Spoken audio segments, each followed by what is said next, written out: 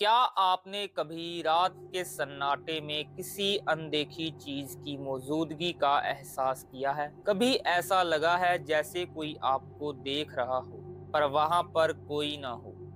आज की कहानी शुरू करने से पहले जान लेते हैं औजा बोर्ड क्या है।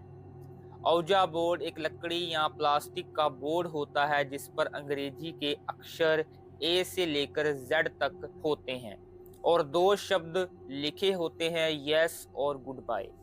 इसके साथ होता है एक छोटा सा टुकड़ा जिसे प्लैंचिट कहा जाता है। कहा जाता है अगर कुछ लोग अपनी उंगलियां उस प्लैंचिट पर रखकर किसी आत्मा को बुलाए तो वो आत्मा उसी प्लैंचिट को हिलाकर जवाब देती है। कुछ लोग इसे सिर्फ एक खेल मानते हैं, लेकिन दुनिया भर में ऐसे सैकड़ों किस्से हैं जहां औजा बोर्ड ने सिर्फ जवाब नहीं दिए बल्कि कुछ और भी साथ ले आया। कहते हैं अगर आपने गलती से भी सेशन खत्म करते समय गुड बाय नहीं कहा तो दरवाजा खुला रह जाता है और जो एक बार अंदर आ गया वो हमेशा वहीं रहता है। तो आज जब आप ये कहानी सुनने जा रहे हैं तो याद रखिए, हर सवाल का जवाब जानना जरूरी नहीं होता, क्योंकि कुछ जवाब आपको हमेशा के लिए बदल देते हैं। अब लाइट धीमी कर लीजिए, हेडफोन लगा लीजिए और ध्यान से सुनिए क्योंकि कहानी शुरू होने वाली है। आप सुन रहे हैं एंजॉय विद अंकल टूना। रात के 12-7 बज रहे थे। घर के सब लोग सो चुके थे। सिर्फ 4 दोस्त अमन, राघव, नेहा और सानिया पुरानी कोठी के एक कमरे में बैठे थे। बीच में रखा था एक औजा बोर्ड, चारों तरफ जल रही थी मोमबत्तियां। नेहा ने धीरे से कहा, शुरू करें? अमन हंसा, अरे ये सब बकवास होता है, कोई आत्मा वात्मा नहीं होती। राघव ने प्लेन चिट पर अपनी उंगली रखी, बाकी तीनों ने भी रखी। सान्या ने हल्की सी कपकपी के साथ बोला, इस कमरे में अगर कोई आत्मा है तो हमें जवाब दो। कमरे में अचानक ठंडी हवा चलने लगी, मोमबत्तियों की लो हिलने लगी।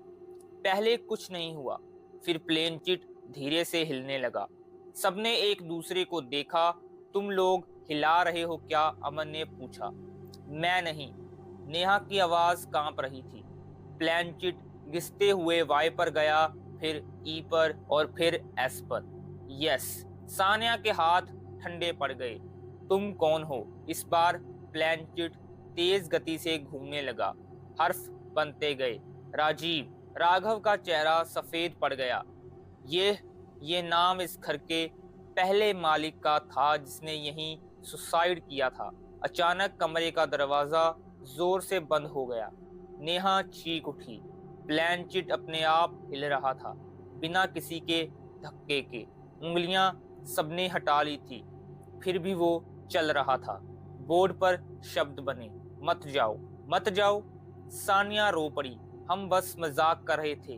फिर एक और शब्द आया, मेरे साथ। अचानक अमन की कुर्सी पीछे खिसक गई, जैसे किसी ने जोर से खींच ली हो। उसका गला दबने लगा। वो हवा में उठ गया। हेल्प, वो घुटती हुई आवाज में चिल्लाया। बाकी तीन दरवाजा खोलने की कोशिश कर रहे थे, पर दरवाजा हिल भी नहीं रहा था। प्लेन चिट बोर्ड से उठकर जमीन पर गिर गया और बोर्ड पर आखिरी शब्द खुद ब खुद लिखा गया, आज तुम्हारी बारी। अमन की चीख अचानक बंद हो गई। सब कुछ शांत। मोमबत्तियां एक साथ बुझ गईं। सुबह जब लोग कमरे में आए तो अमन जमीन पर बैठा था, आंखें खुली हुई, जैसे किसी को देख रहा हो। बाकी तीनों दोस्त पागलपन की हालत में थे। वो सिर्फ एक ही बात बार बार बोल रहे थे। उसने कहा था, मत जाओ। और औजा बोर्ड के बीच में खुद से खुद प्लेन चिट धीरे से हिल रहा था और गुड बाय पर जाकर रुक गया। तो ये थी औजा बोर्ड की असली कहानी। लेकिन सवाल ये है, क्या सच में वो सब खत्म हो गया या फिर कुछ अब भी खुला है? कहते हैं औजा बोर्ड का खेल कभी पूरी तरह से खत्म नहीं होता। अगर गुड बाय सही तरीके से ना कहा जाए तो दरवाजा बंद नहीं होता, और जो एक बार उस दरवाजे से अंदर आ जाए वो वापस जाने से पहले किसी और को साथ ले जाता है।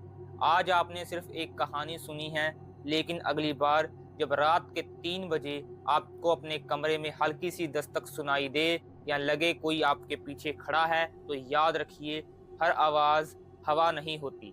अगर आपको ये कहानी पसंद आई हो तो इस वीडियो को लाइक कीजिए और चैनल को सब्सक्राइब कर लीजिए, क्योंकि अगली कहानी शायद और भी ज्यादा डरावनी हो। और अगर आपके कमरे में अभी भी हल्की सी ठंडक है तो पीछे मुड़कर मत देखिए, क्योंकि कुछ भी हो सकता है। गुड बाय, टेक केयर, सुनते रहिए एंजॉय विद अंकल टूना।